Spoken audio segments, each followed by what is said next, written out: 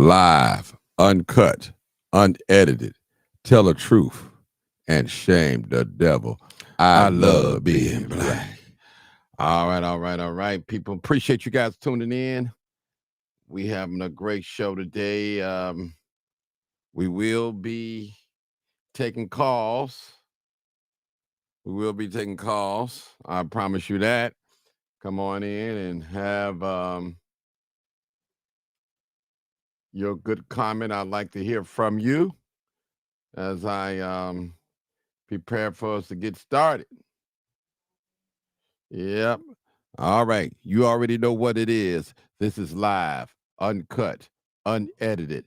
Tell the truth. And what? Shame the devil. I love being black. All right. This is your boy, Martin G. I'm excited tonight. I haven't been on in the last 2 or 3 days. Rested up. Ready to fight. All right. Ready to fight tonight. Some folks are scared to fight.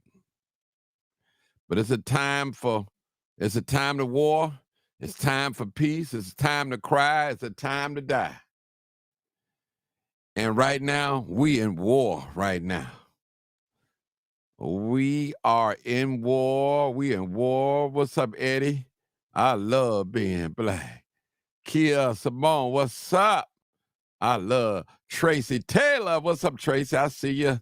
Alfonso White. I see you. I see you. Lisa Love. I see you, Miss Lisa. I see you. Don't think I don't see you.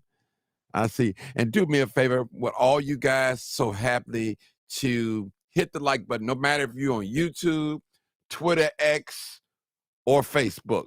Just hit that like button. And I guarantee you tonight, you will not be disappointed. Now, if you're scared, go home and pray or go to church and pray if you're scared tonight. And we don't need no punks coming on here. No punks. All right. We don't need no punks. Dare to search. Hey, how you doing? All right. Juliana Nelson, I see you. I see you. All right. Miss Lane, I see you. I see you. I see you. Hi from Miss White. All right, Miss White. All right. I see you. Now, if you're scared tonight, this may not be the podcast for you tonight. You might have to get the next one. You might have to go get the next one. I'm telling you, this is real. And what we're going through here in America is real. Everybody tried to make our struggle their struggle. But there is a difference with our struggle. There is definitely a difference with our struggle. And we're going to get right into the lesson tonight. Hey, Miss Brown, I see you. I see you. I see you. I see you. I see you. I see you. All right, hold it city, J Ball. What's going on? Quincy, what's up, Quincy? All right. Miss Multitasking. Make sure you share the video for me, Miss Multitasking. You're definitely a YouTuber. Where are all my YouTubers at? Make sure you share it. You tag someone in and like the video. Just like it. Just like the video. We're not asking you for no money. We just ask you just hit that like button. Hit that like button and we're going to be all right. We're not trying to finesse you tonight. We don't need you in that way. We're not trying to get your money out your pocket. We just need a little time and just listen. And remember, we are the school of no fools. That's what we are. Quincy, what's up, bro? I see you. I see you. I see you. I see you. I see you. What's the topic tonight? I sent it out. I sent it out. I sent it out. Go on YouTube and look. I sent a post out on Facebook. I sent it out. We got a video of Martin Luther King and an old video. Of course, you know, that video is probably over 50-some years old. I'm 57, so, you know, hey, that video is, hey, it's old. And it's still going on today. But what I'm going to do, I'm going to relax tonight. I'm going to allow you guys to tell me what you think. We got 2 videos, actually, 2. But one is Martin Luther King and one is the sheriff back in the 60s. And I want you guys to tell me, what do you think? Is this video still relevant for today, 2025? Most of us say, let's forget about all that Martin Luther King stuff, all that civil rights stuff on. Let's move forward. Let's forget all about slavery. Let's move forward. Let's move forward. And that's what I hear all the time. Benjamin, what's up? I see you, I see you, I see you. I see you, I see you, I see you. Miss Peggy, my favorite. Hey, Peggy. Miss Peggy, how you doing? All right. You shared on. Thank you, Lisa, for doing that. All right. Lanisha, what's going on, Lanisha? I finally caught you because I went early this morning. But I'm not finna waste all day because I know a lot of you guys, your attention span is very short. And we're going to finna get right into it. For those that missed the beginning, they just going to have to go back and rewind and listen to it. I'm ready to get started and get this show on the road. On the road. All right, let's get to rock and roll. I'm going to be honest enough to tell you that I'm worried about America. I'm worried about our nation because it's sick with racism still. Just think about the fact that we live in a nation which was founded on the principle that all men are created equal. And yet men are still arguing over whether the color of a man's skin determines the content of his character. And I believe that the Lord told me to say to the United States of America that is sick with militarism and is sick with excessive materialism. Have you ever thought about it? There are between 38 and 50 million people in the United States of America who are poverty-stricken, make an income less than the poverty level. And yet, this is the richest nation in the history of the world. Our national gross product this year will go beyond $800 billion. And yet, there are between 38 and 50 million people who are poverty-stricken. Now, there's something wrong. A lot of people are afraid to say it. But I don't mind saying it. You see, somebody said to me the other night, don't you think, Dr. King, you are going to have to start speaking more in terms of the administration's policy? Because since you started talking against the war in Vietnam, it's hurt the budget of your organization, and people who once respected you don't respect you anymore. And I had to look over and say, sir, I'm sorry, but you don't know me. I'm not a consensus leader. I don't determine what is right and wrong by looking at the budget of my organization. And I don't determine what is right and wrong by taking a Gallup poll of the majority opinion. And so because there's something wrong, our struggle must continue. And what we must see is that our nation's summers of riots are caused by our nation's winters of delay. Man, it's deep. We're going to play it again for those of you just coming in. That I'm worried about America. I'm worried about our nation because it's sick with racism still. Just think about the fact that we live in a nation which was founded on the principle that all men are created equal. And yet men are still arguing over whether the color of a man's skin determines the content of his character. And I believe that the Lord told me to say to the United States of America that is sick with militarism and is sick with excessive materialism. Have you ever thought about it? There are between 38 and 50 million people in the United States of America who are poverty-stricken, make an income less than the poverty level. And yet, this is the richest nation in the history of the world. Our national gross product this year will go beyond $800 billion. And yet there are between 38 and 50 million people who are poverty stricken. Now, there's something wrong. A lot of people are afraid to say it. But I don't mind saying it. You see, somebody said to me the other night, don't you think, Dr. King, you are going to have to start speaking more in terms of the administration's policy? Because since you started talking against the war in Vietnam, it's hurt the budget of your organization, and people who once respected you don't respect you anymore. And I had to look over and say, sir, I'm sorry, but you don't know me. Preach, sir. Preach, sir. I'm not a consensus leader. I don't determine what is right and wrong by looking at the budget of my organization. And I don't determine what is right and wrong by taking a Gallup poll of the majority opinion. And so because there's something wrong, our struggle must continue.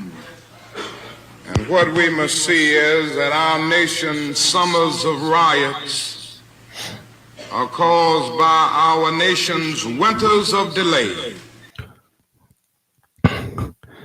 Y'all wasn't that deep. My buddy Glenn sent me that, and he said, well, Martin, I don't want you to do no talking. I want you to let the people in the chat talk, the callers. And so that's what I'm going to do tonight. I'm going to try to do it. I'm going to try. I'm always throwing my opinion in, and man, so I'm trying. So I need you guys to call in. Let's talk about the video. I mean, it's there. It's an excellent video. It's there. I mean, it's there. It's there. It's deep. It's deep. Come on, call in. It is deep. It's deep. It's definitely deep. I'm looking for a caller, 872. Matter of fact, let me put the number up so you guys can put it up. 872-299-0808. 872. Okay, we got one caller calling in already. We have another number as well, 872-297. Put that in the chat too. 297-6389.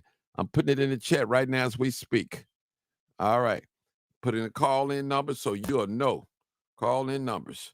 I want you guys to call in. Y'all tell me what you think. Don't wait on what I think. Tell me what you think. What's going on? Is this still relevant today? All right. We got a caller. They calling in. That's the number up there. All right. Y'all see the number up in the chat. I'm going to put it up here. And that's the number, the call-in number. All right. 2742. Are you there? Last four digits of your telephone number. Are you there? Are you there yet? All right. We'll wait till you get in. He or she. All right. We want to talk about it. A lot of you guys, you're afraid to talk about this. You're afraid to talk about. See, I noticed when I could say this. I noticed when King said they was warning him by looking at the numbers and stuff like that. We got to tone it down because the numbers are probably going low. And it's the same way with me. And don't get me wrong, I would love to be viral, but I'm going to go vertical. Instead of viral, I'm going to go vertical, straight up. That's where I'm going to go, straight up. I'm going to tell the truth and what? Tell the truth. And what? And shame the devil. That's what I'm going to do. I got 3 callers. Let me get with the first caller. All right, caller, 2742. 2742. Hey, Martin. Hey, how are you? All right. All right, come on. Video, So what do you think? Talk to me. It resonates now. It resonates now. He speak on the social economic things. He going off numbers, right? So that's like when they do polls, right? Like with the census. Right. So you don't need a poll or census. If you out and about, you can see it for yourself. Right. Like you can see the unbalance of the whole society, right? Right. So we got to look at 50, 60 years ago, right? And a lot of things were totally different. They're still different now. But I think what now is more ignorance. Because I don't think a lot of Black people had ignorance back then. They really took the knowledge to know, because you got to understand they were more together to feed off information with each other of positivity. So now you look at now, It's ignorance now because you got to look at the new generations and generations, right? Right. The thing is, poverty, social economics is more of a mental thing than just a physical thing because you got to look at it like this. It's never been an even playing field. It never will be. But you as one individual, right? You got to level it for yourself. You got to make sure that you can level it for yourself because it's never even playing field. You got to jump through the extra hoops for yourself. And it's unfortunate that it's a have-not society, a have and have-not society. It's going to always be like that. It's going to always be like that. Because that means that you have certain jobs that's always going to be for that purpose. Let's look at the police. Let's look at the judges. That stuff is for that purpose. Okay. And so it's like all that resonates because it's such the racism, all that stuff is still here. It's just more mental. It was programmed. Now it's more programmed on social media. It's programmed on the television. It's programmed in the entertainment industry. Because I do believe that it's more money for us as Black people. It's just not more pride of our dollar. It's a lot of money. It's just we don't have much as pride of our dollar like we did, as Black people had back then. And then Black people shop with one another. And then they had stores and a lot of businesses. They have businesses now, but they had majority of business and kept their money in their own community. Mm-hmm. But if a lot of people of the new generation take time and look at a lot of those videos, or even with Malcolm X, they're going to tell you a lot of things. But like I said, it's a generation of ignorance. They don't want to know because some of them feel like, well, they're just old, but it's true. Everything in the past is always coming towards the future. Mm-hmm. Everything always keep going, it never stops. It's just about who's willing to listen. If you don't want to listen to the message, that's why so much going on there. Because no one wants to listen to the message. Everybody only want to listen to things when it affects only them. Mm-hmm. That's even like with the shutdown, right? These things was going to always come. As you give somebody to feed you, get them time to starve you too. Uh-oh. Mm-hmm. But it's like people so caught up in their own trauma. You get what I'm saying? That they can't look at the things and say, you know what? Maybe I need to take the time and talk to my family members or talk to my friends and say, hey, if we friends and family members, what if this goes bad? How can we eat off each other? Because you got to realize Black people have been eating off each other forever. People still can eat off each other if they're willing to have their real love with one another. And that's what's missing. It's the love. Because if I love you, you can come eat at my table. I can come eat at your table. That's the whole point with every other culture. They eat at each other's tables. So everything he said is right now is going on. It's more opportunity, but at the same time, like I say, it's ignorance. Ignorance is going to keep you from a lot of things if you close your ears off to it. Mm. So that's how I look at it. Okay. Thank you so much for your wonderful comments. I love that. I love it. I love it. All right, we're going to go to the next caller. I believe that's Marcus. Mr. Marcus, go ahead. Mr. Marcus. Well, Martin, I've heard that. Hold up, take y'all speak. I've heard that message many times, and when you look at it, nothing hasn't changed. Mm-hmm. I mean, you got Black people in power, but they're controlled by white supremacy. They're controlled by the policy of the white supremacy. Ain't nothing changed, but I would say the people. What I mean by the people is you got a new breed of Black people today versus yesterday. The age is what I'm trying to say. The people who were young back then, they're older now. And now you're dealing with this new generation of young people. But racism is still around. We don't have the segregated washrooms and all of that, of course. But racism is still around, institutionalized racism. And I think that's what Martin Luther King was speaking about. Institutionalized racism and the effect that it would have. And look at it. Look at our neighborhoods. Look at what's going on right now in Washington, D.C. This ain't about no illegal immigrants. This is an attack on Black people. That's the way I see it. Okay. Okay. All right. We'll go to the next caller. Thank you, Marcus, for your comments. 4243. 42, last four digits. 42, Hello. 43. Go ahead, my brother. Yeah, Go ahead, my brother can you Orion. hear me, Mark? Yes, sir. Loud this and is clear. Go ahead. Yeah, this is O'Brien. All right. Yeah. Yeah. So everything that's been stated is it's true.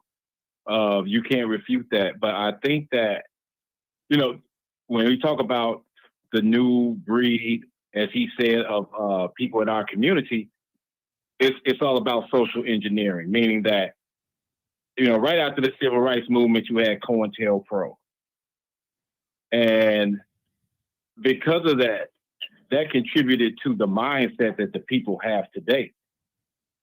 Back then, and people always have conflict amongst one another in a community, but we still had an idea of who our adversary was at that time. Now, when we walk down the street, when we go into different neighborhoods that are part of the Black community, a lot of times we look at one another as being a potential enemy or threat. And back then, the threat, we understood who the threat was, the KKK. And so it wasn't better that they had Jim Crow and segregation, but it allowed us to be able to see that these are the people who are our enemies. And even if we don't necessarily like one another or certain things about one another, we were not directing a lot of our anger towards one another. And so with COINTELPRO, what's happened with the social engineering is that, you had where men were looking at women a certain way, treating them a certain way, and it was okay back in the 80s and 90s with the rap music and the calling them a B and, all of this type of stuff. And that was put out there and promoted. And now, if you look up today with a lot of the young women, because they got a lot of young men, now with the women, you were seeing a lot of them being violent with the things that they're displaying on social media and in the music. So a culture, what they did was they corrupted the culture. And once they did that, then they were able to get us divided and distracted. And so now it's difficult for us to be able to come together and put together something like a Montgomery bus boycott. That was 13 months. that wasn't a week. That wasn't 2 weeks. It took a lot of planning, sacrifice to pull off something like a Montgomery bus boycott.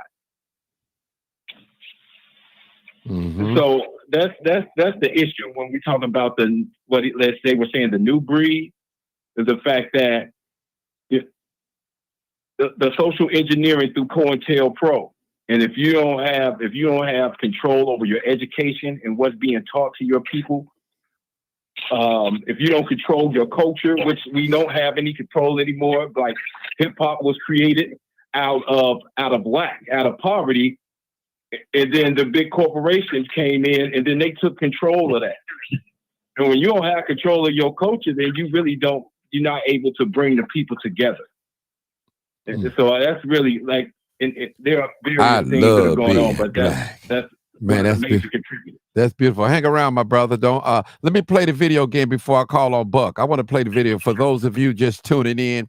We have a wonderful video tonight. All we're doing is tonight, I'm playing the video. I'm asking you to call in and tell me what you think. That's all I'm asking. All right, just tell me what you think. I'm going to play this video again and put it up on the screen. Here it is. I'm going to be honest enough to tell you that I'm worried about America. Yeah. I'm worried about our nation because it's sick with racism still. Just think about the fact that we live in a nation which was founded on the principle that all men are created equal. And yet men are still arguing over whether the color of a man's skin determines the content of his character. And I believe that the Lord told me to say to the United States of America that it's sick with militarism and it's sick with excessive materialism. Have you ever thought about it? there are between 38 and 50 million people in the United States of America who are poverty-stricken, making income less than the poverty level. And yet, this is the richest nation in the history of the world. Our national gross product this year will go beyond $800 billion. And yet, there are between 38 and 50 million people who are poverty-stricken. Now, something wrong. A lot of people are afraid to say it. But I don't mind saying it. You see, somebody said to me the other night, don't you think, Dr. King, you are going to have to start speaking more in terms of the administration's policy? Because since you started talking against the war in Vietnam, it's hurt the budget of your organization, and people who once respected you don't respect you anymore. And I had to look over and say, sir, I'm sorry, but you don't know me. Preach, sir. Yes, sir. I'm not a consensus leader. I don't determine what is right and wrong by looking at the budget of my organization. And I don't determine what is right and wrong by taking a Gallup poll of the majority opinion. So because there's something wrong, our struggle must continue. And what we must see is that our nation's summers of riots are caused by our nation's winters of delay. Whew. Lord have mercy. That sounds like some preachers, isn't it? And if people stop giving tithes, they're going to let up from telling the truth. And that's some. Okay, my brother Buck. I think that's Buck on here, y'all. Go ahead, Buck. What's good, everyone? How y'all doing today? We're doing great, Buck. One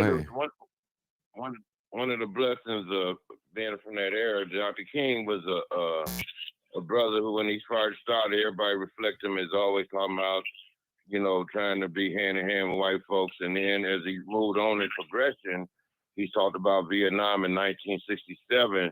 And then before his death in Memphis, when he was trying to get a poor people's campaign, he was actually fighting for the garbage men that wasn't getting fair rights. And I think a couple of them even died in the truck because they didn't let the blacks come out the rain during the storm and stuff down in Tennessee.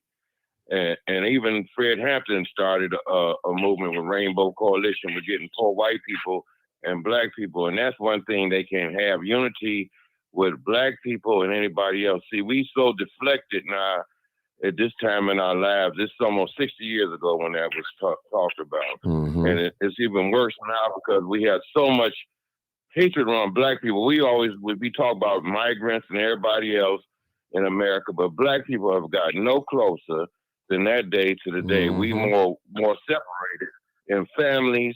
Everything is competition. You got a bigger car. You got a better house. You got a better job. Everybody is fighting against each other instead of working together. They have got us, and always had to say, I thought about your boy Old Timer when I thought about this. He always equates our failure in black community about our people. The one thing we looking for as black people in America, we don't have. We got everything else, but we don't have money and we don't have power. And that's the only thing that's keeping us down, having money and power. And if we had money and power, that's our whole dream for young people. They want money and power, material things, but they ain't no love. Ain't nobody care about their brothers, sisters. They probably don't even give a damn about their mama. I seen a year ago, the young boy killed his mother because he took a cell phone from her. It's a sickness in our minds because, number one, we don't believe in nothing more than what we see. We all materialistic because the white power structure, everything we see on TV or social media, thinks you got to have value. You need things to make you worth something. Your mind, your heart, your soul, the music they listen to doesn't even breathe life into people. It's all death. It's all destruction. It's all about me. They don't have nothing. They would never lay their life down for their brother, man, or their sister. They got plants in the music game like Cardi B and it's Sexy Red who destroying our females, getting them to think that a sex is the only way you're going to get a man or get recognition. It's the lowest thing. Being a guy in the street That's the last thing you need from a woman. You could, if a woman cook for you, treats you right, that's more important than that sex. You get that from anybody. So if that's what they selling, then their values are very low self-esteem on everyone. And Dr. King gave his life up for trying to build something for our people, even a legacy.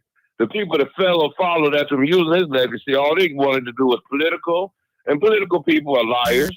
They're all about trying to say a person come to you every 4 years, somebody going to help you, and they don't give a damn about you. All they want is what they can get from you. Then they're going to come back with the same rip 4 years later with something else. I'm sorry I didn't get it this time, but this is going to be your time. Yeah, okay. But like I say, King and other people in those times actually believe what they fought for. We don't have nobody in our corner, nobody on the rim, because our young men are dropping every day. So if there's a person that could be like Dr. King, they said he's killing them off. And I'm saying this before I step back for a second. In 1980, they started putting the drugs in schools for like attitude like that, Ritalin and all that stuff for behavioral attitudes. Because boys, they wanted our boys to sit still for 8 hours. It was almost crazy. Boys, I was a young boy. You can't sit still like that. That's almost impossible. And then the same year that hit, they brought crack cocaine in our community. So it's always a plot to destroy us. We got to look at, like I always say, if we don't love each other, it's even being common courtesy, smiling and sharing love to everybody you don't even know. Because we got attitude, and this is it. I'm going to say before I bag off for a second and listen. When I was down south a few years ago, I'm Chicago, so I'm always got my lip tight looking at people. I was down in Mississippi a few years ago.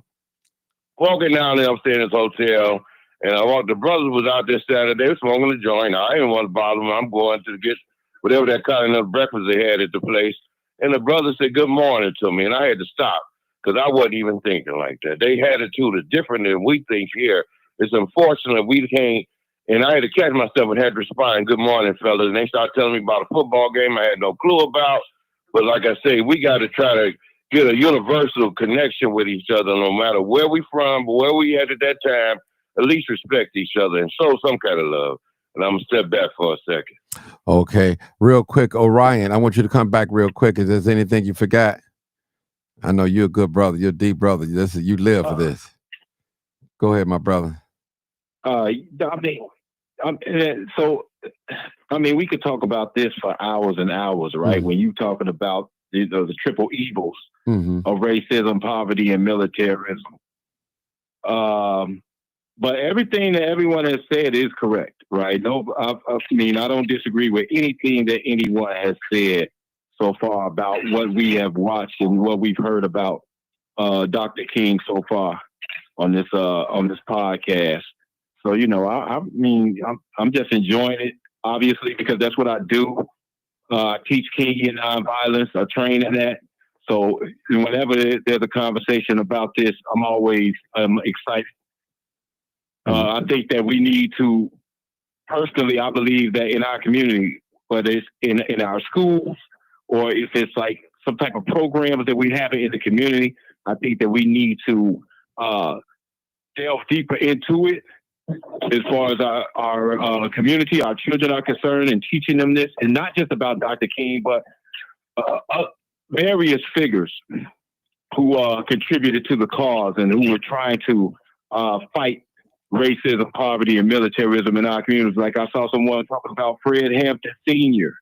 There were so many people that were part of this, the Student Nonviolent Coordinating Committee. But we always see Dr. King, and we need to go deeper into that and some of the people that contributed to that, and even people after Dr. King and Malcolm X.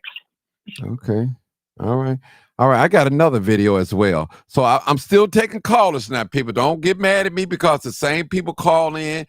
Listen, this platform is open for all of us. I'm not being selfish with the platform. You have most content creators or podcasters, whatever you want to call them. If they don't know you, they don't know what you're about to say. Hey, you are not speaking on their platform at all. So I have random people just call in. We're going to play another video here and play another video. I just got another call. Let me get this caller real quick. 1916. Come on, caller. I think they in 1960. I got another video too. This is an interesting video. I'm quite sure some of you have seen this video, but it's nothing new. Wait on this other caller come in. 1916, last 4 digits. Sit on the screen. Give him a chance to call. Listen to the prompts. All right. And this is real, people. I want to hear what you guys have to say, because sometimes, you know, I thrust my opinion in it, but I want to hear from the people tonight. That's what I want to hear. 1916, are you there? If you're not there, I'm going to move on to the next video. Oh, yeah. Okay, Yeah, come yeah. on. What's your comments or your thoughts about the video? Let's hear it.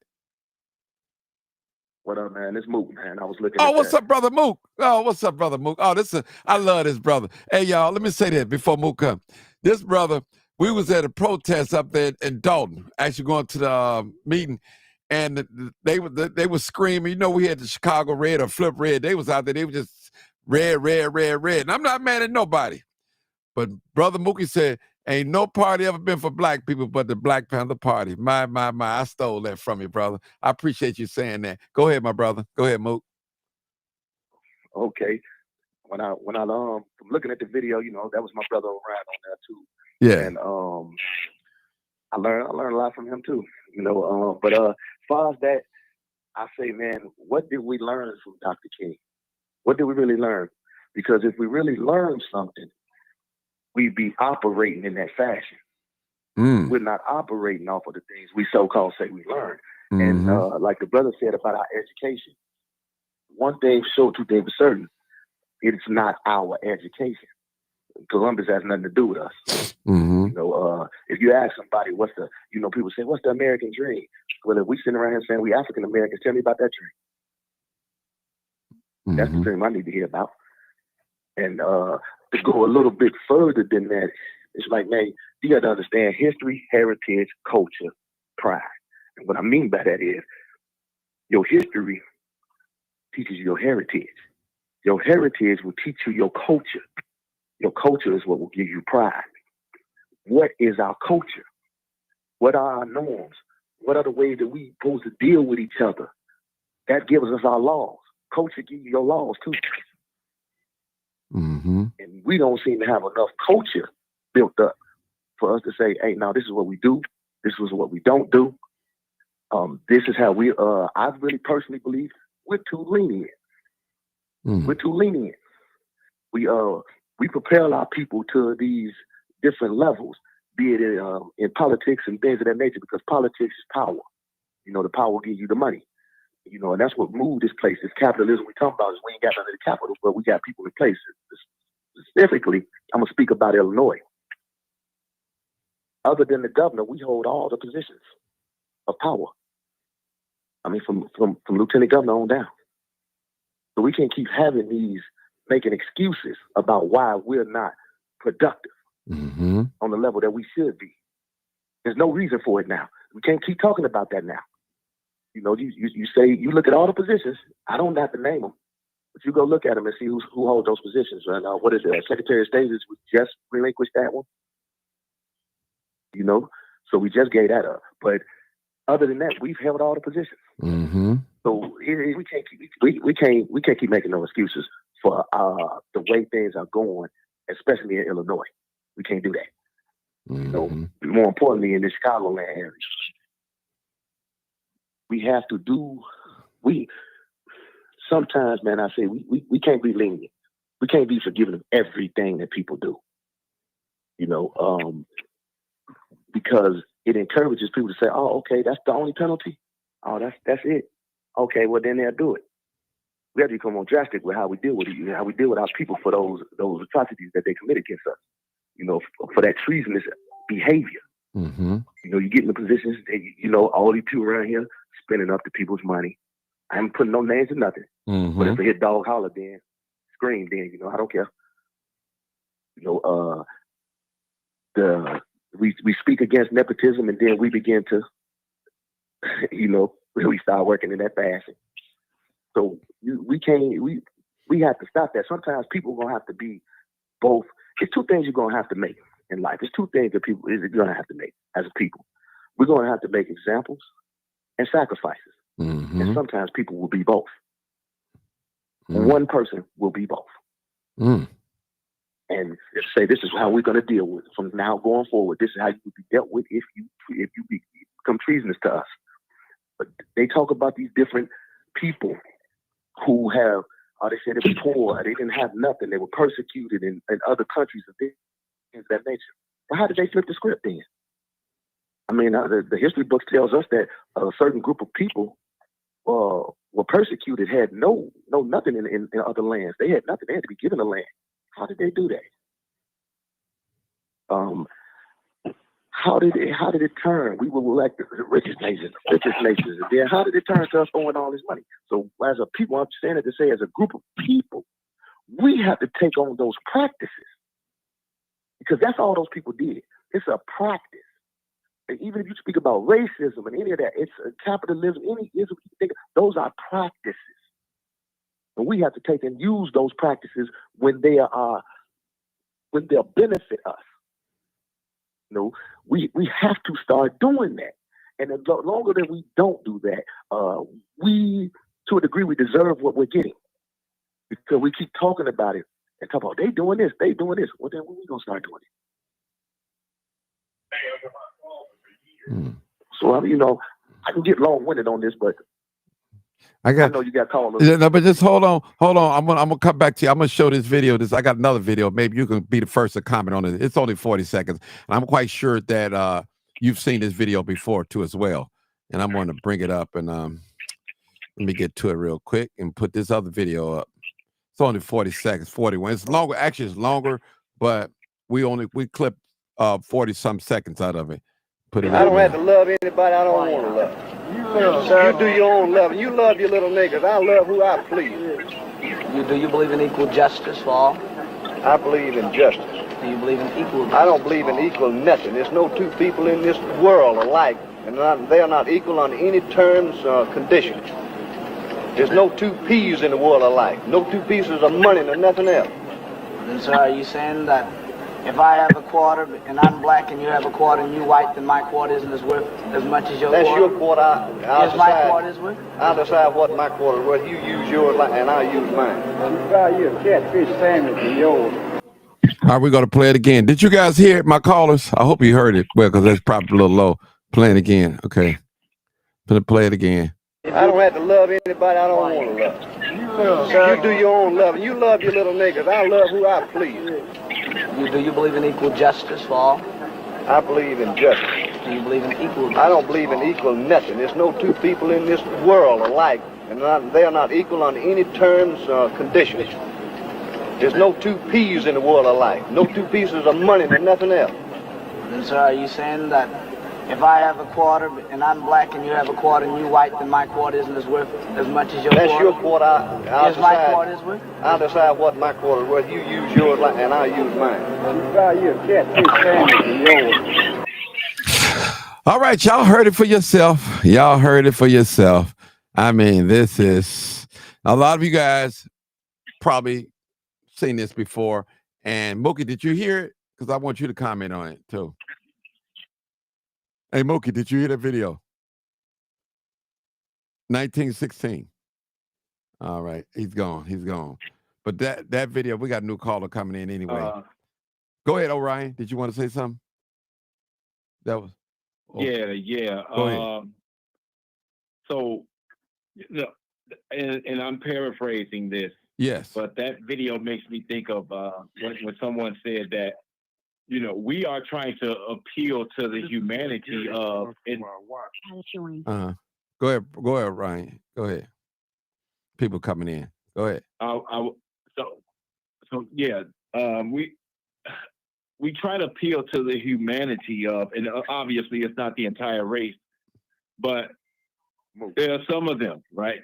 Trying to appeal like that right there, trying to appeal to the humanity of a people who are inhumane. Mm-hmm. And so I think that, and as much as I respect Dr. King,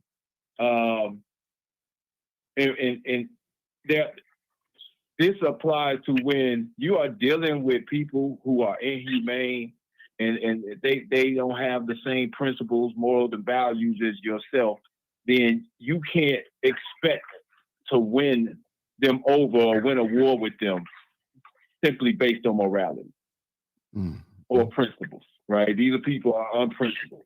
And that's what that reminded me of, and who he was trying to talk to, have that discussion with him. Okay, hold on. Somebody got to turn their YouTube down. I'm about to mute everybody. Somebody got the YouTube playing or Facebook or something. Mute your phone. Okay, I'm gonna go. I'll see you 213. I need you to hold on. I'm gonna go to Mookie real quick because I was calling on him, and I'll come back to you, Eric Code 213. Okay, Mookie 1916. Come on with it. I hope you've seen the video. I want you to comment. Yeah, that was Brother Ryan. He hit that right on the head. Oh yes, he did. Yes, he did. What are you supposed to do? I mean, you're dealing with people who that's how they operate. That's just how they operate. It's not going to change no matter what you do. Sad to say though, when someone feels like that, the bullies and things of that nature, they don't respond to the stuff like that. The more you kind of feeding them when you cow to them. You feed them. Mm-hmm. They don't know anything but blood. That's what they're like, man, I don't have to this, I don't have to. That means you done nothing. They telling you didn't do anything to me. This is who I am by nature. Mm-hmm. They told you. So what you supposed to do at that point? That's a good if they question. tell you that that's who they are by nature, what are you supposed to be looking for? You supposed to beg and plead with them? You can't get that from anyone. Just think about how many parents of children and relatives that of your own, that's just not them. They just don't love you. What you supposed to do? You have to turn away from it and just say, okay, that's cool. Now it's one of those things where you stay there, I stay here. As long as you don't try to harm me, I won't harm you. And we know, just like our freedom fighters and things of that nature, all they did was said, okay, just don't harm me. You don't have to like me. We don't have to be together, but leave us alone. What did that get? What did that get us in Rosewood? Oh, what did that get us? What did that get us? In Tulsa, Oklahoma. What did that get us? We've been doing and that. To speak to that, Go ahead, brother. And to speak to that, what we're talking about, right? As far as morals and even culture, because that's part of your culture. That's what Dr. King was referring to when he said that he believes that he had integrated his people into a burning house. Preach, brother, preach. The morals of America. Tell the truth and shame the America devil. is immoral. Mm-hmm. We could try to appeal to them and say, hey, listen, allow us to come into your establishment to use the same water fountains and bathrooms as yourself. And then that's when he realized the light came on. It's like, hey, you know what? I believe I have led my people into a burning house because America is morally unsound. And so what we're seeing today with the rise of white supremacy or the reemergence of it, mm-hmm. it's because the house in itself, the foundation of America, is built upon exploitation and racism. Mm-hmm. Mm-hmm. Yeah, exactly. So that's why this will never, as long as we are here, right, this will never change. And especially for us until we find a way to be self-sufficient and independent. And so even with what's happened with the government shutdown and with SNAP and Medicaid and things like that, this is what the Black Panther Party was trying to establish during the days of Huey Newton and Fred Hampton, so that we could be able to provide for ourselves, not be dependent upon the government, be able to have our own doctors, nurses, to be able to provide food, to have our own education. And back then, during the civil rights movement, especially with the Black Panther Party, even with SNCC, they had what they call freedom schools. And in those freedom schools, you were learning about your people and your culture. Heritage, history, heritage, culture. Yeah, so Yeah, so that's what he was. You probably don't have that, but maybe you want to show that in the future. That when Dr. King was talking about, he led his. He believed that he had led his people into a burning house. Good. That's why we feel like we're shocked, and a lot of our people are shocked today because we've been sold this lie or this myth that things are not the same. That racism is over, or it's not as bad as it used to be. But that's not the truth. That was a facade. That was an illusion. And now we're waking up from that. Okay, now look at this. We all do that later on in life because look at this.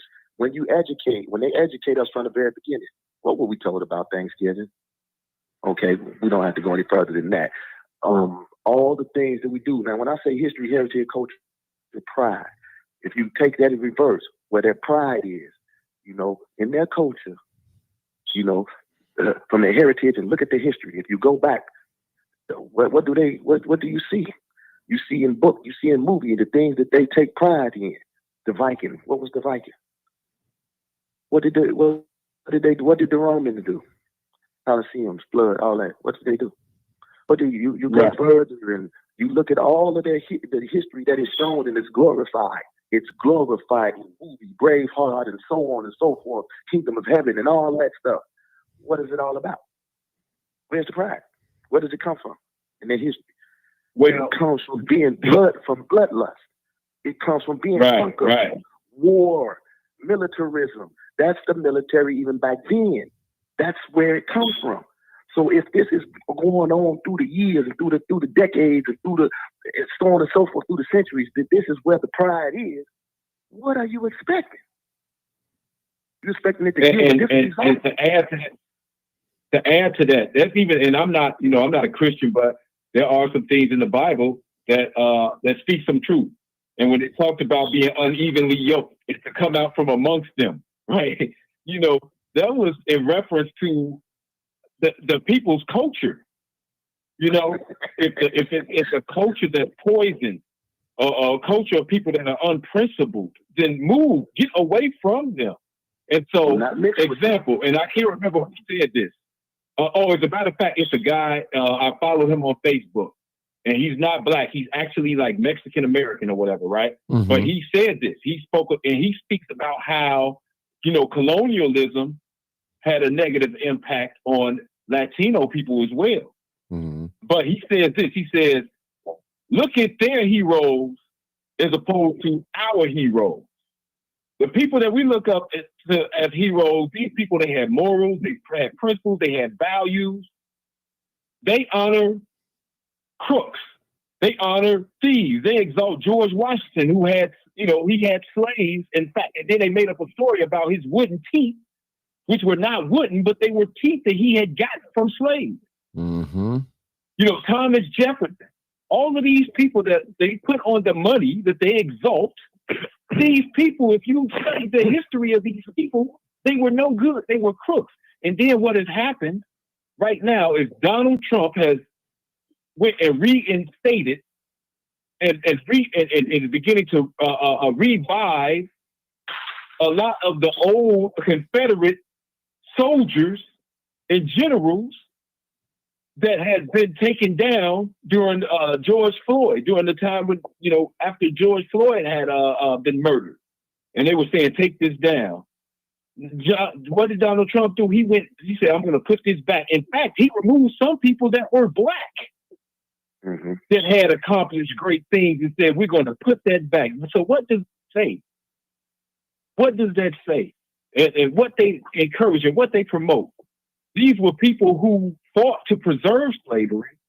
Then Columbus Day, we know the truth about Columbus, and now he wants to bring that back. And just look at that. The people that they exalt, the people that they uplift, these people are crooks.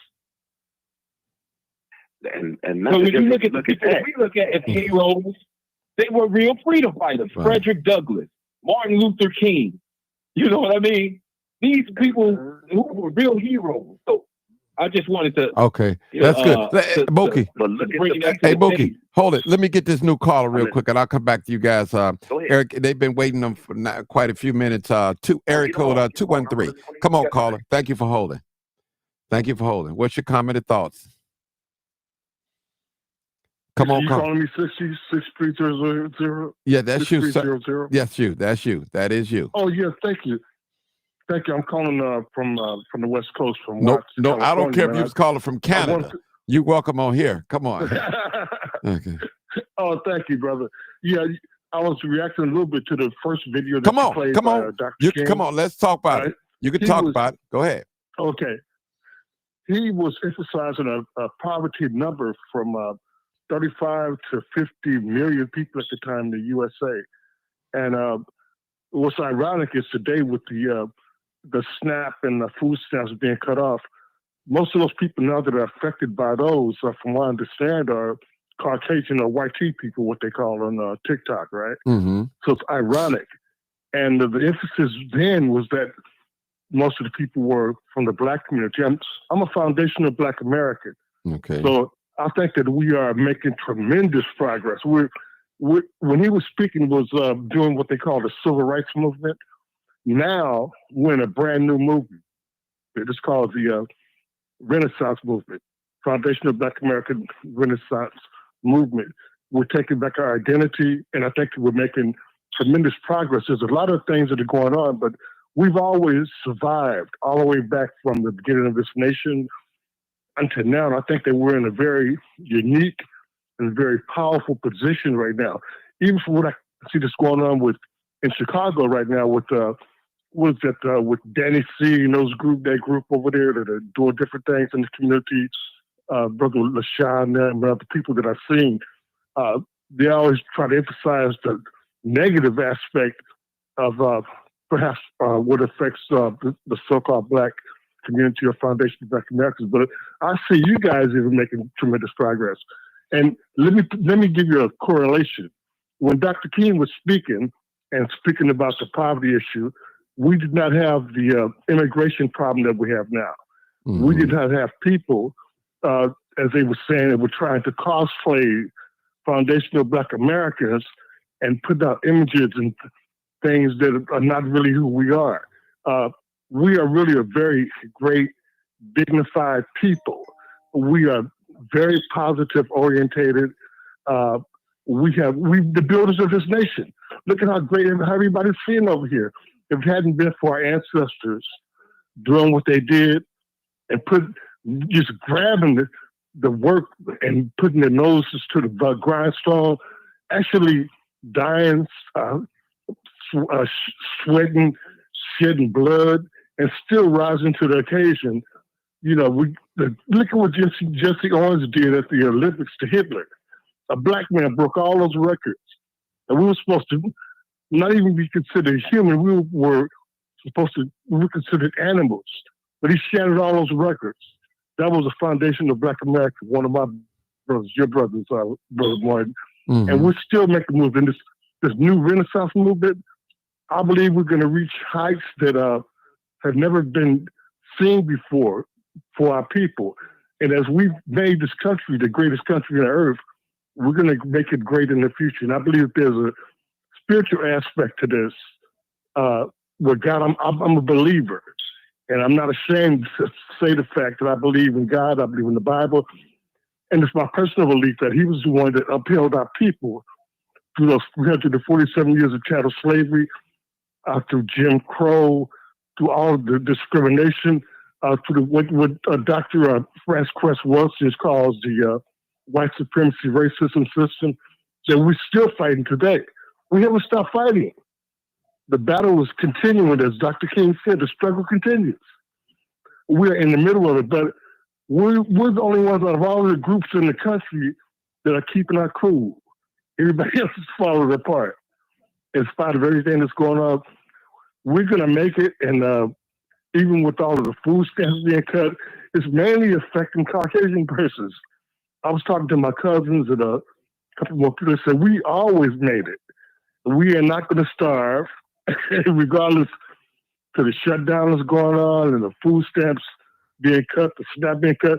We are successful people, and we're going to make it even in this Renaissance movement, and we're going to be peaceful and victorious. I'm going to back off and let you comment on that a little bit, brother, if you want to. Okay. Real quick, brother, before you back up, could you explain Foundation Black America to my audience for those that don't know when you say that term? Okay. Yeah, go ahead. Okay. That means that we were here at the founding of the nation, 1776 when the nation, and a lot of us were here before that. Me personally, my family, I'm a Blackfoot Native American Indian. Mm-hmm. And my people were here even before. When Christopher Columbus landed here in the Americas, those are my people that they say he met. And so we were here at the foundation of this country, and we were not immigrants.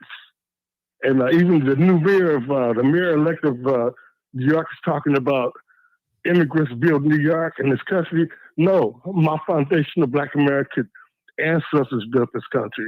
We even built the White House. And we, at Cynical, the park over there, the big park in New York, that was built on our people's land. They tore that down and built a Grand Park. So they're just trying to erase us, but they're not going to be able to do it because we got a spiritual power of God behind us. But we're foundation of Black America. We ain't going nowhere. And this so-called, what they call the delineation movement that we got now, we're not pushing that African American stuff that Jesse Jackson pushed back in '85, right? That took away from us. That made it possible for everybody to, as they call, tether onto our greatness. And that's what they've been doing. And now we find it out that since we're declaring ourselves as Foundation of Black Americans, everybody want to be black now. Before they didn't even want to be black, but we made black great. Mm-hmm. Look what James Brown did. Say loud, black and proud. Before that, nobody wanted to be black. We were the ones that did I that. love being And black. anyway, I hope I kind of explained that a little bit about the FBA. That's cool. I appreciate that too. Any other comments from any other people that want to make a comment real quick that's burning up? Because I'm just here listening today, but I probably will do a lot of comment. I mean, this video that either video you can talk about. You know, we both broke down these videos, and I believe that these videos are still relevant to today's society in 2025. A lot of us, we don't like to talk about the civil rights movement. We don't like to talk about slavery. We don't like to talk about Fred Hampton Sr. We don't like to talk about Martin Luther King only around his assassination time or his birthday, the holiday. And that's the only time we like to talk about King, because we feel like we're making others so uncomfortable, you know. So like Mookie said, we have to have a sense of pride. We have to have that pride. And I know a lot of Black people, we're searching for material things. We all like beautiful, nice things, and all, but there's going to come a time where we have to know who we are. And we're going to have to stand down on these material things to keep our mind straight. I was at a seminar the other day, and it was talking about greed and how greed was from the beginning. They broke it. I thought they was going to just try to sell. You know how when you go to these little things and you don't know what to expect? I said, at the end of the day, they're going to be trying to sell me something. But it was so enlightening. So what I'm going to do is probably get the guy on to talk about, and they have a little video. It's on YouTube and all that. Maybe I'll put the link inside. But it was a great discussion. There was no money involved and all. It's just showing people when we get greedy, we start competing, we start doing things against each other for more and more and more and more. You know, sometimes we just got to just stay low, keep loving folks, doing what's right. As my buddy Glenn always say, it's always a good time to do what's right. It's always a good time to do what's right. And one of his quotes is, a half truth is a whole lie. So people, we have to start loving on each other. And like I think one of you guys mentioned, we're dealing with a culture of music. I call it satanic music, which it drives people emotions to do wrong things. And it's among our young people, and no diss against any young person that's on this live. You know, we respect talent. We respect poetry. Matter of fact, my brother on here, he's one of the great artists here in America, you know, poetry, man, Orion. So we respect that, but we don't want to use our talents for evil. and send a wrong message out to our upcoming young people. We don't want to do that. You know, we want to express love and culture. You know, and that's what we want to express. You know, because it's so much violence. We got another caller, so I'm going to take this caller. I'm going to hold my comments. 7975, you're live, uncut, and unedited. What is your comments or your thoughts? Come on, Good evening, Martin. Good evening. Grand Rising. Grand Rising. Salute to the family. Yes, sir. I just wanted to piggyback off that brother who just got off, and you asked him to explain FBAs. Yes. FBAs is a lineage. Mhm. We are descendants of the freemen. Mm-hmm. And thanks to I got brain dead.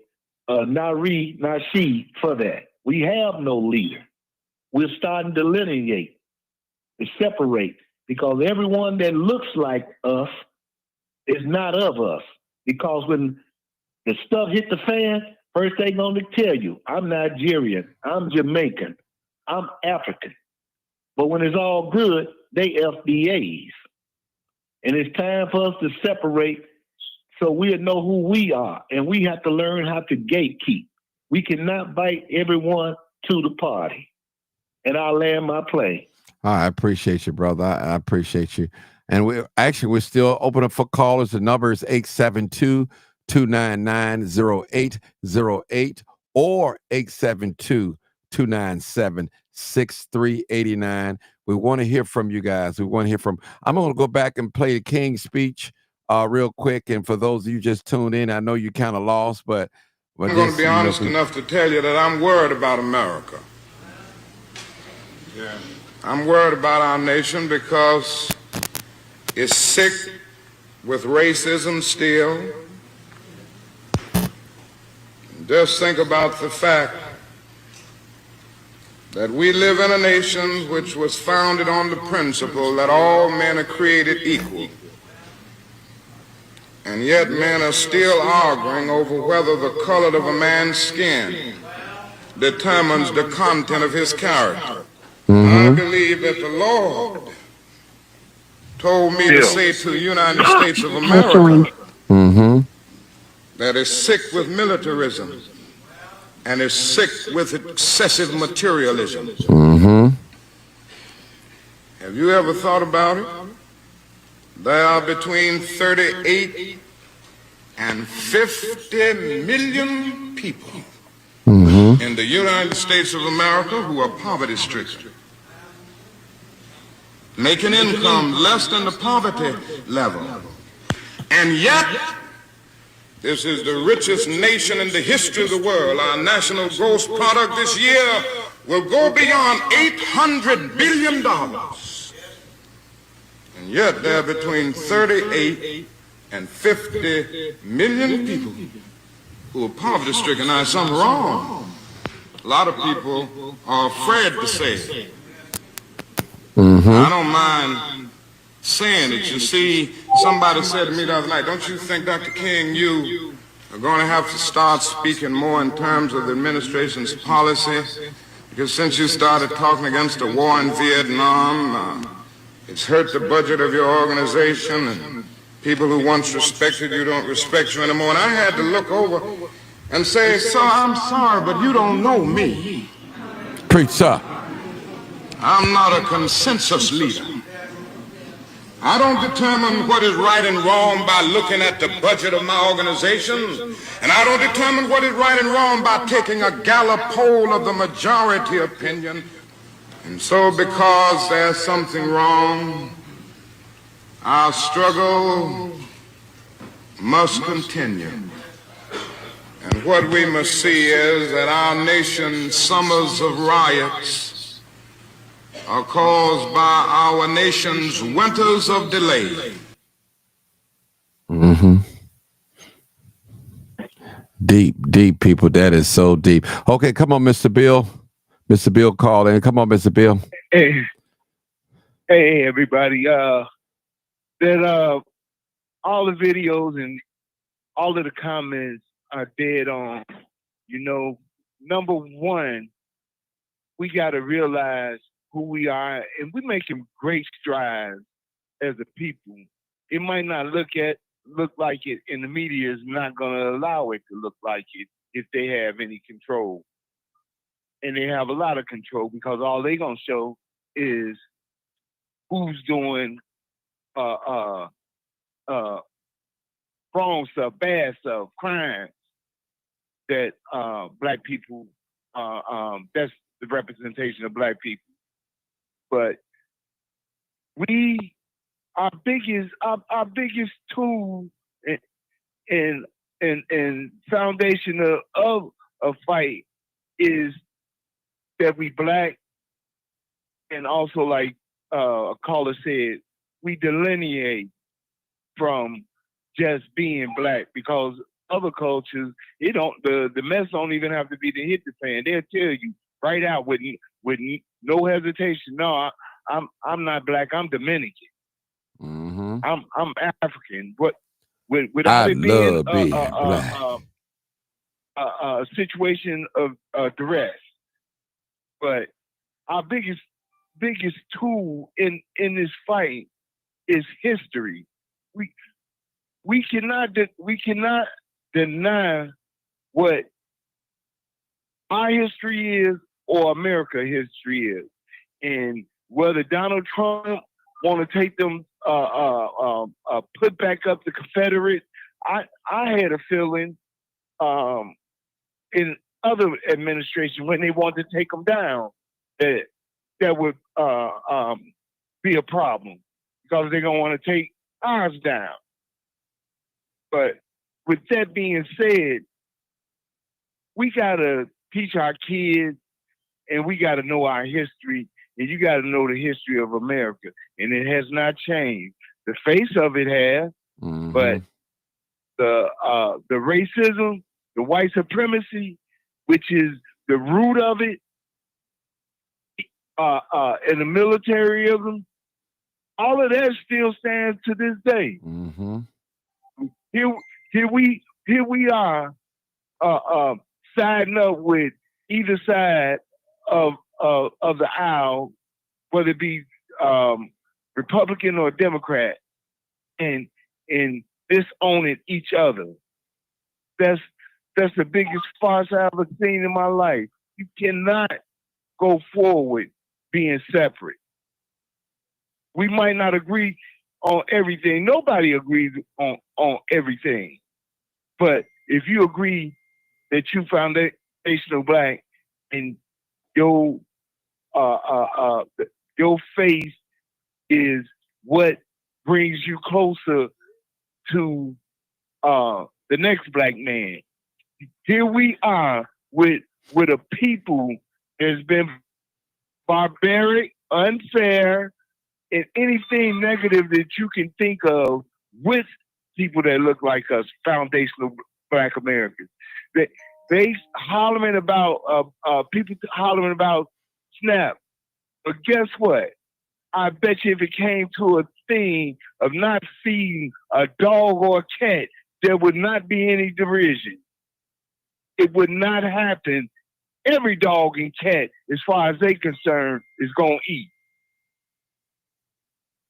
But not you. Mm-hmm. As a human being. Even they don't care. And we see what it is. And I think we making great strides, programs like this, but we can't forget our history and letting them designate what our culture is. You ask the average black person, we have made some major contributions in America, and when it comes to culture, you get to talking about dancing, music, being sharp, all that kind of stuff, being good in sport. But our biggest and best to offer, or we have in our culture, is resilience. That's the biggest and the best thing that we have moving forward. Is resilience. We've had it all the time because nobody else would be able to endure this. That's all I got to Okay, say. thank you, Bill. Okay, Orion, come on, Orion, because I heard everything what everybody said, but nobody have not discussed the militarism of the videos. So I want you guys to talk about the Orion. I think he's going to elaborate on it a little bit and can bring it in today's time, what we see, what's going on now. Go, Orion. Go ahead. Yeah. So when you know, Dr. King, he said this, that a nation that spends more money on war and military defense is approaching spiritual death. And, you know, during that time, obviously, we was talking about like Vietnam War and other things that were going on. But let's just look at it today, right? A lot of, you know, the funding has been cut for programs for, you know, returning citizens so that people don't go back to prison. But also even with the community violence intervention programs, those programs that are in our community to help try to combat the violence that's prevalent in our community. Now, what I mean by a war being waged, because think about it, the people who are being hired, who are being employed, come from our community because those are the people that have the lived experience and who are able to go out and to speak to the people in the community that are either committing the crimes or potentially might engage in violence. So when you gut those programs, when you take away that funding, then the people who are being employed, and I know this personally because there are some of my colleagues that work in this field that have lost their jobs. And we're not even going to talk about some of the other people, especially Black women who have lost a lot of their jobs since this new administration. But you take away the funding for those jobs. A lot of those people are from our community, and a lot of those people have lived experience and have been to prison. And these jobs, what they have done, they've helped combat the violence, but they've also have kept a lot of these people out of prison because it allows them to have a second chance. And a lot of the prisons, a lot of people aren't going back to prison. So those beds aren't being occupied. And there are people who have invested in these prisons. So what are you going to do? Are you going to close these prisons? Well, no, because the whole objective was to fill those prisons. So when we're looking at militarism, it's the war that's waged on our community so that the violence can continue, the chaos continues, and then you lock people up. The second aspect of the militarism that I want to touch on is being Black. Whatever you think about the migrants, right? Because we have different opinions about the migrants. Some of us feel like what's happening is wrong. Then some of us feel like, you know what, that the money that has been given to them, the resources that have been given to them, should have gone to the people who are already here, especially people in our communities, right? However you feel about that, tell the truth. Understand this. When we talk about devil. militarism, think about how much money was taken away from programs in our community that will help our people. These resources will help us with employment, to combat violence, and to continue to cut down the recidivism rate. Look how much money has been spent on our military defense and ICE. This is what I mean by the militarism. So even whether you agree about what's happening with the migrants or not, the fact that a lot of the money has been cut from these programs pertaining to trying to fight recidivism and the violence in our communities, but yet has been given to ICE. That should be a problem for everyone, regardless of how you feel about the migrants. So I just wanted to talk about it. Okay. We got Trina. Hey, Trina. Trina, you're live uncut. What's your thoughts? I know you have a lot to say too. Hey, Trina. Not really. I just got off live waiting for John Cornyn to come flying in from Virginia to DC to cast this last vote to open up the damn government. Okay. What happened? Update us. So what happened? So you need 60 votes. We have 59. They want to do all this pomp and circumstance to just make it go to a total of 40 days instead of 39 days, 22 hours. You know what I mean? Okay. They want an official 40 days and 40 nights with the drama. Like, it's so disrespectful. You know, I'm so over it. Everybody needs to go.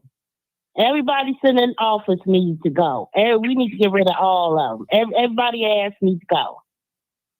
They taking advantage of the people's time, patience, and if they'll do it to our time and patience, they'll do it to the money. It's time for everybody to go. Okay. It's ridiculous. Okay. We had a great show today. Matter of fact, since you on here, we're going to play this video. I don't know if you've seen this video, but I'm going to play the video so you can see it. And maybe you can comment on this video. I know you have a whole lot to say. Okay, cool. Finna play it now. I'm going to be honest enough to tell you that I'm worried about America.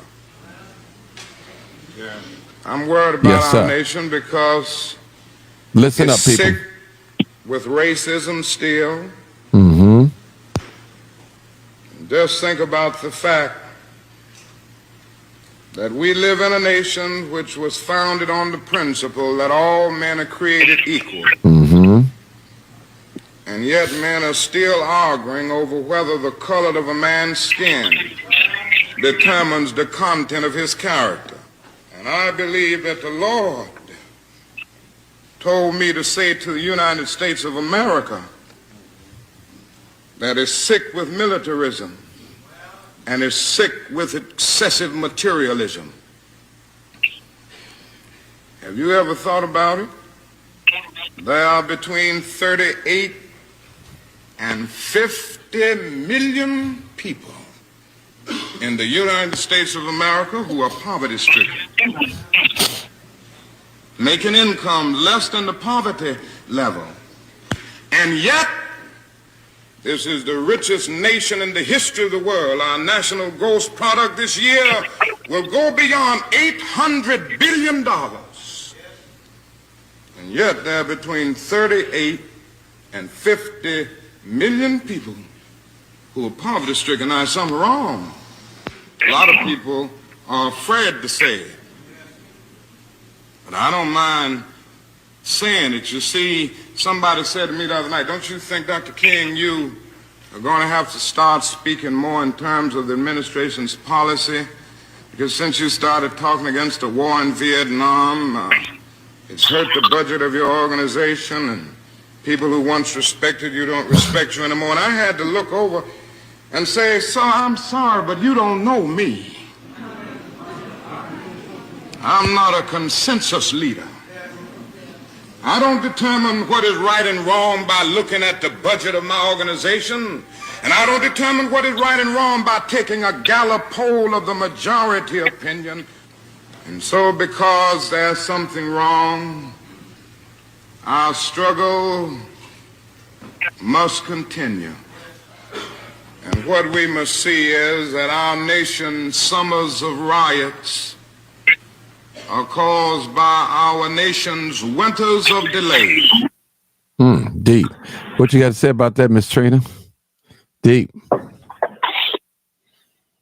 I would want to know what his political views would be now in 2025.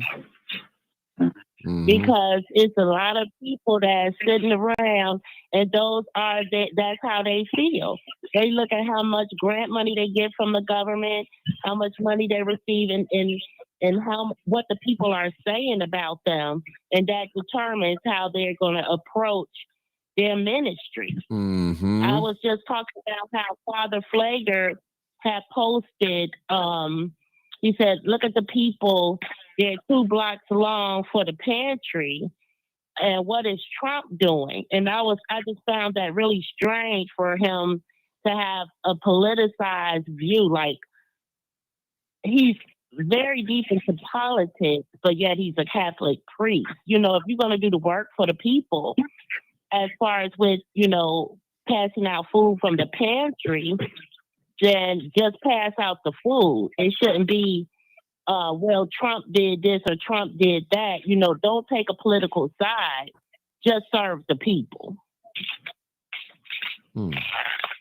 Yeah, I read that post. It went But I viral can tell too. he's a Democrat. Yeah. Yeah. But right now, the people ain't trying to hear that Democrat or Republican stuff. They're trying to eat. They need their SNAP benefits. That's what's all important to Americans right now. They're not even trying to hear the ICE stuff right now. They need their benefits. That's what they need right now. And that's what the cry is from the people. Man, when are we going to get our SNAP benefits? Some have got some partial payments. So everybody should have information as far as a partial payment by now. Mm-hmm. Everybody should have information about a partial payment that has been paid or will be paid in the next couple of days. In addition to that, the government is reopening, and whatever other payments were supposed to be rendered, that'll be rendered as well, I'm sure. Okay. All right. This is just, we have to hold them all accountable, because this, even with this vote, just waiting for this one last vote is damn ridiculous. We have to start holding them accountable and making them know that we're serious about this government staying open and running. And for those people who, have SNAP benefits, please be patient, because there are people who are working that have not received a check. Yeah, it's kind of hard to be patient when you got little children that's depending on that money. I understand. Yeah, go ahead, Marcus. I was just about to comment on it. It's easy to say that, but it's not easy to be done when you got kids. And some people got more than 5 kids. They got 10 kids. They got to pay for them to go to school. They got to pay for them to do this. They got to pay bills and all of that. And the food lines are extremely long, because I've been covering them for the paper. And you standing out there in the cold and it's and the snow getting on you, it gets frustrating. They need to feed the people and deal with whatever they have to deal with while the people is being fed. Trump, it shouldn't be an issue.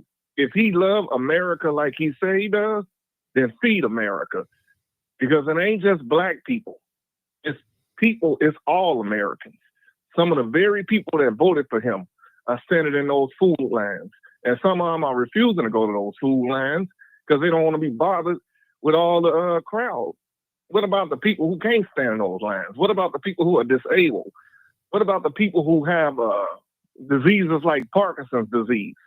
They can't stand long. You can't just say, be patient. You can't be patient when you're hungry. You'll get frustrated and you'll start taking stuff. That's what's going to happen. People are going to start walking in stores, eventually taking what they want instead of going to a food bank. Mm-hmm. If they don't resolve this. That's my opinion. They should have did that at the beginning of the month, because the issue's over with now. The government's going to be reopened. We're literally waiting for one vote for the government to reopen. One vote. And hopefully that vote will come down. They ain't stupid. They don't vote. On his way. He's on it. We're waiting for John Cornyn. Okay, he's on a flight. He should be arriving in D.C. any moment now. And they say it only takes 30 minutes or so to come from Virginia to D.C. So we're waiting on his vote. I thought we would be waiting for the conservative vote. You said what? Isn't Virginia and D.C. literally next door to each other? Correct me if I'm wrong. That's why he said that it's going to take a half hour for his flight to arrive in D.C. And what I'm saying is, this government ain't stupid. It's going to happen. They're not stupid. They're not stupid. They're just playing with us. They're playing with the American people. They've been playing with us for about 3 hours tonight, waiting for this vote. 3 hours tonight for it to boil down to John Cornyn and them wanting to wait till it's an official 40 days. That's so damn stupid to me. You said something about Father Flagler taking sides. I don't think he's taking sides. I think he's just speaking the way the people in his area feel. They feel. I don't think he's taking sides, but I think he's just speaking how the people feel in that area, and that is a predominantly black area that he serves. And black people have a way of thinking. They don't always think rationally when they're hungry or we've been denied a lot of stuff as black people. So we do get emotional. We do get angry. We should get angry. And that's fine. We should, rightfully so. But we still need to pay attention to the process. Like JLR Investigates has over 1,000 people watching this voting process, and I had like 33 people watching. I'm a very small channel. You have like 500,000 people compared to my 2,000 people, right? But I feel like somewhere on a bigger black channel, they should be watching this vote live and not just going off word of mouth. We can't continue this chitlin circuit in politics. We need to be politically astute and pay attention to what's going on. I'm quite sure there's enough black restaurant owners who got TVs. They should be having a broadcast in their restaurant so that people can see it and be informed and not go on what they're hearing on Facebook or YouTube. Yes, because I'm sure it's a whole lot of people that don't even realize that we're literally waiting for this one person to come his butt into the chambers and vote. Okay. We got 2 more callers, y'all. Let me get to them real quick, and let me get to these callers. I think Buck, you called back again. Buck, go ahead, brother Buck. 6650. Oh yeah, I can come back with it. One of the things I just realized that it's been a distraction going on with it's unfortunate that it's a lesson well learned that everybody, hopefully they can prepare, keep some extra food in case this government is not to be trusted. And one of the things I did learn today, listen to other people talk about traveling. See, the air traffic controllers and other people not getting paid. There's a lot of money in their traveling airplane, and plus Thanksgiving coming up, so they'll lose a lot of commerce if people traveling around the country for Thanksgiving, and a lot of flights been canceled. They lose a lot of money. So it behooves all these so-called politicians who really don't care nothing about the regular folks. Their own agenda is what they serving. Our black community, all our politicians pick for us. Everybody we got in there, from Brandon Johnson, who was a teacher, now he's a politician. After 4 years, you get 5 years to be tenured as a teacher, and now he's a politician. So everybody they got out front is the people they want us to have. When Dr. King was alive, he wasn't into politics. You got ministers dipping and dabbling in politics, and from the people like on the media, from the Roland Martins and the Al Sharptons and the Jesse Jackson, who pushes his sons into politics. See, the thing about it is, like Farrakhan made a speech a while ago. If we say all these politicians, we glad we got them up there. But if everybody ain't winning, ain't none of us winning. So if they the only ones getting bread and we scuffling out here, we losing out here in the battlefield on the streets. See, these guys up in the big hotels, they living large, they traveling. That's one of the things that left me with football, about football. Because when Colin Kaepernick made a statement saying that he was going to protest brutality for black people, the media turned around and said he was against the military and all kind of crazy stuff. And not a few brothers tried to take a knee with him, and nobody decided to do that because they didn't want to get their money cut off. That's like and then they had a Super Bowl show where all the black rappers would not take a knee. The only white rapper was Eminem that took a knee for to honor Colin Kaepernick, because all the brothers, Snoop and everybody, were scared. If they took a knee and made a stand, they would lose their money. It's like what's the Kanye West when he did what he did. So everybody we got is a hand-picked person. They pick our TV shows. So everybody, if you look at the Supreme Court justice, the lady, she married to a white man. The black guy married to a white woman. The lady who Cabela married to a white man. Everybody you can pick a nigga. Just everybody who up there, they gotta have a white connection. Obama white. So if you ain't dealing with them, you ain't gonna be no blackly black out here and run with this government today. If you that way, they ain't gonna pull forward with you no minutes. If you a coon like Brandon Johnson, other people, they accept you. So the way King was an independent man. He stood up for himself. He didn't have nobody. If the people was with him, But today the people all brought and paid for. They all coons, and nobody is real out here. So if you was to go out there and try to say, I'm going to fight with these politicians, you don't know what their real stance is because they're not going to be real with you. Everybody got somebody in the back room putting money in their pocket and telling them what to do, and nobody's could be trusted. So, as far as politics, I believe like the messenger, that's Elijah Muhammad, said years ago when I was a shorty, said we need to separate from these people, get our own land, farm our own food, and leave them the hell alone. So blessings, everybody. Okay. Thank you. We got a last caller. I think it's my boy 214. Be red. I think that's the last caller. Yeah. Hey, Martin, what's happening, man? What's going on, my brother? Hey, man, I appreciate you putting up the pastor's word, the reverend's words. Mm-hmm. I look at a lot of his videos these days. I'm gonna stick exactly what you asked us to do. At the time, Martin was getting conversation back to him about what was going on in Vietnam with those brothers. Mm-hmm. And for a lot of y'all that don't know, who wasn't alive in that era, white soldiers were shooting our brothers in the back. They were killing them. The military won't ever release the autopsies of more than half of the 9,000 so-called blacks that served in Vietnam, but a lot of them brothers got shot and killed in the back by their own soldiers. That's a dirty little secret. Now, for me who has served, you who have never served have absolutely no idea how these white folks spend your money. They blow millions upon millions of dollars daily. I lived on an aircraft carrier for 3 years, the USS Eisenhower CVN 69 out of Norfolk, Virginia.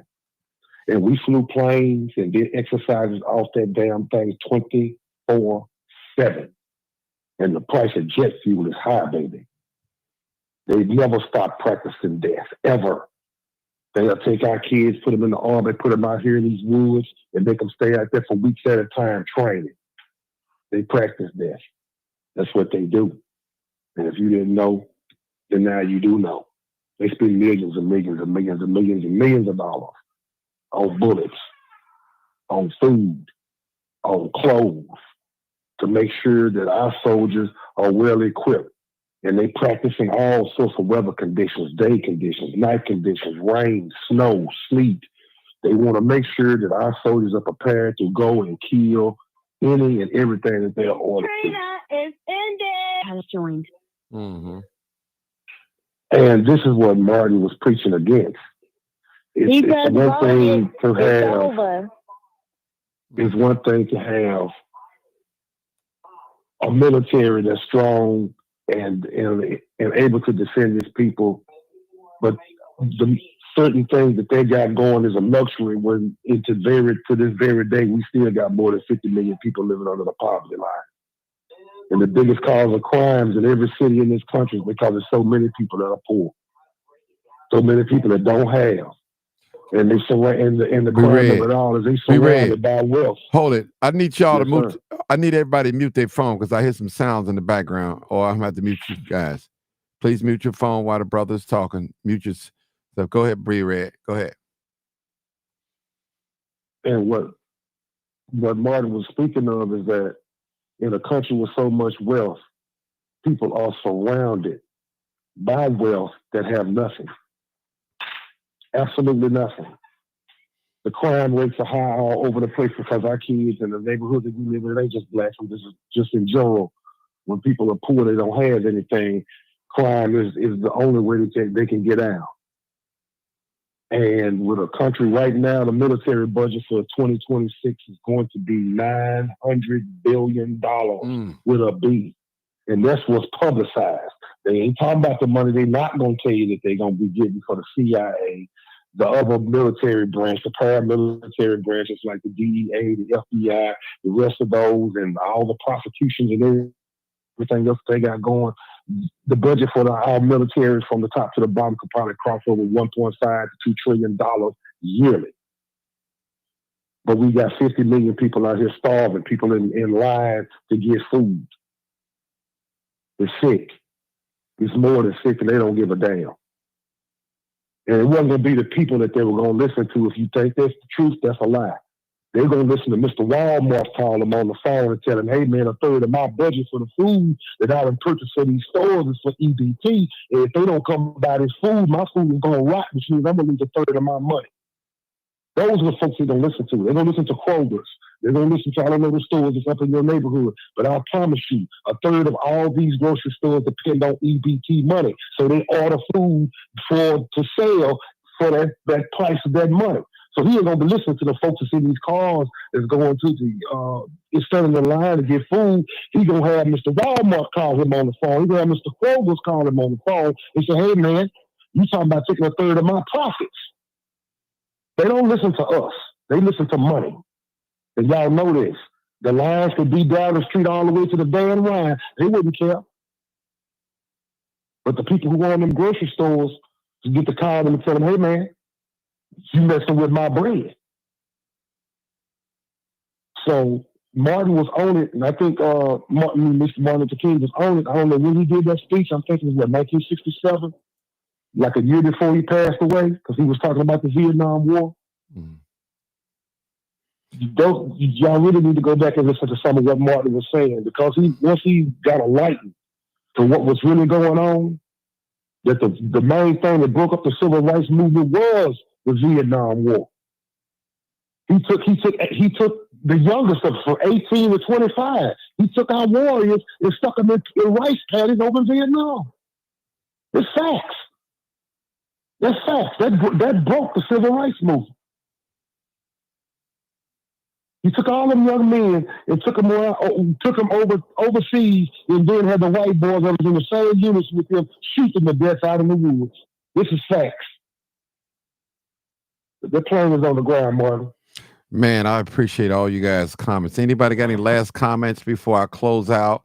I don't want to miss nobody, overlook nobody. I don't want to show no favoritism, because this platform is the voice of the people. And I don't care if you're Democrat, I don't care if you're Republican, whatever, independent. I just want us to speak. Anybody else want to say anything before I close it out? And it was a great program. I appreciate all you guys. I guess not. So let me hit this button. All right. You already know what it is. What time is it? Live, uncut, unedited. Tell the truth. And what? And shame the devil. I love being black. I appreciate every last one of you guys tonight. Can you guys do me a favor? Those of you that are on YouTube, hit the like button. Comment, please. Those of you that are on Facebook, hit the like button. Share, comment, tag someone. Twitter X, like, share, comment.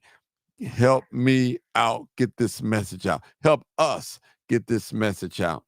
All right, people, because something has to change. And if we don't be that change, it won't happen. We have to save ourselves. As again, I always tell black people, no one has come to save black people at all. Not at all. We have to do this for ourselves. No party, no political party is not going to save. Now, when I say that, that don't mean that you don't participate in a political party or don't vote. I'm not saying that. So I just want to get that clear. I'm not telling people not to go out there and vote. Mr. Mookie said it earlier today. We got every top position filled, with the exception of I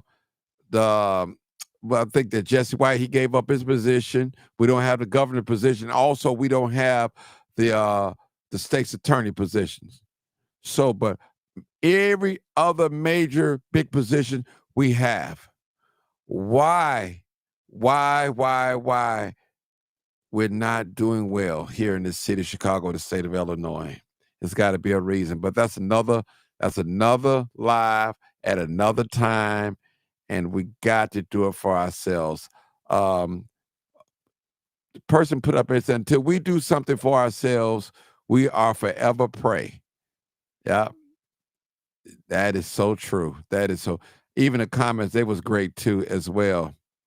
And Ariane said that's why they recruit heavy in our schools. They do that. Yeah. So I'm just going through some of these comments real quick, and I appreciate you. Never recruit in the affluent white communities. Okay. All right. Let's see. This last one here says, young black men do not be on the internet whining about another group of men. always show strength, this is a bad look. Meanwhile, Latinos are fighting federal agents, and we're talking about the 60s. Okay. And it's, well, let me just say this and respond to that. It's not a matter we're talking about the 60s. We're talking about reality. This is our reality. We're not fighting the fight of the Latinos. That's not our fight. Our fight is our fight. That's what our fight is. It's our fight. And we're fighting it every day in this country. You know, so it's you guys' turn now, because you know and I know when you filling out an application, you putting white on it. But when you coming out in the public, you saying brown. We know it. Don't think we don't know. We just don't say anything publicly because it's not politically correct to say that out in the public. But I can say it because I'm not tied to running for a position or anything like that, or I'm not bought and sold. So I gotta tell the truth. You know, in any side that any black person chooses to be on, Republican, Democrat, Independent, represent your people to the fullest. That's all I'm asking. That's all I'm asking. And our fight is racism. Our fight is racism, white supremacy, in one word, in one sentence. And that's what it is. We're fighting every day against that. For those who see it, those who's not living in denial, that's our fight. And I believe we'll be fighting to the day we die here, as long as we live here in America. And they've already proven to us and showing us that we mean nothing to them. And they know how to be nice. They know how to give us material things, and they know how to compliment us and do all these things. But at the end of the day, Bill said it. One of you guys said it. A lot of us are doing great. But if the group is not progressing, the group, I'm talking about blacks as a group, we're not doing well at all, people. And the Bible says that, well, I like to use the word scripture. It says, my people perish for the lack of knowledge. You pay for the knowledge that you don't know. If you don't know how to fix a hot water tank, guess what? You have to pay somebody to do it. If you don't know how to fix your car, guess what? You're going to have to pay someone to do it. If you're too lazy to read and study, you're going to have to depend on another person to read and tell you what certain things mean. And a lot of us, I'm talking about black people, we have to stop being lazy when it comes to our history. We cannot denounce our history. People who refuse to learn their history are bound to repeat the same mistakes twice. And what you're witnessing in this day and time with the migrants, the immigrants, or the illegals, undocumented, or unauthorized, it's the same thing happened about 100 years ago. It's history repeating itself again. And a lot of you don't know that. You're going on your emotions. Sometimes we have to put our emotions down and, hey, let me just hold my emotion. Let me think this thing over, think a little logic. You know, there are causes and there are effects in life and everything. So we have to think, people. We have to think. We want to love people, and which is the right thing to do. But sometimes we have to be selfish. We have to look out for ourselves, help our people. That's very important. And I don't have a problem with people calling me names or I'm spewing out hatred and all that. But listen, because I say things I love black people, that doesn't mean that I hate white people or Spanish people or Mexican people. I love my people first. There's nothing wrong with that. Even those that are Christians, Jesus said he come to save his people from their sins, his people. So it's real, people, and I'm not going to hold us long. Do me a favor, please hit the like button and comment. If you enjoyed this School of No Fools lesson tonight, hit like button or hit yes. Comment yes. Say yes. Did you learn something tonight? Hit yes. If you learned something tonight, and listen, I challenge not even you guys, even myself, to read. We're going to go over the Emancipation Reclamation book that we got, and we're going to go over it chapter by chapter. Matter of fact, I need to put it up. I'm going to put it up maybe in a link or something on my Facebook page or YouTube page so you guys can read along with us. Mama Dora, she's going to come and teach us so we could be students to learn our history. It's very important, people, that we learn our history. Every other culture, ethnicity have their togetherness. We have to have the same thing. We have togetherness, don't get me wrong, because we know our lecture slide, we can family unions and motorcycle clubs and car clubs, and we can do all those things. But when are we going to get together and pass some legislation, get together and force our politicians to pass some legislation that will benefit our race of people? We need that. We need to get together to get things done that really matters. Now, I like to go out to the park and see them dance and all that, but that's nothing. I like to go to the car shows. That's nothing. I like to go to the class reunions, but that's nothing. Our people, we need to win. We need to be able to feed our own people.